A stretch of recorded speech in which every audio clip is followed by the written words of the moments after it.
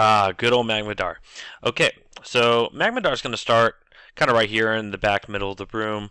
What's going to happen is Magmadar's going to be pulled down here to the left by a hunter. The main tank's going to pick him up.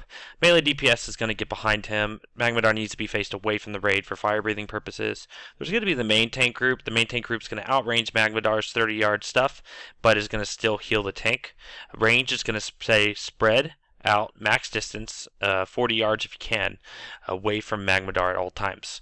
Magmadar fears on occasion, and melee is going to get feared.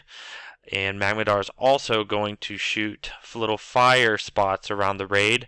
If there's one near you, just run away, because eventually you'll get feared when Fear Ward falls off.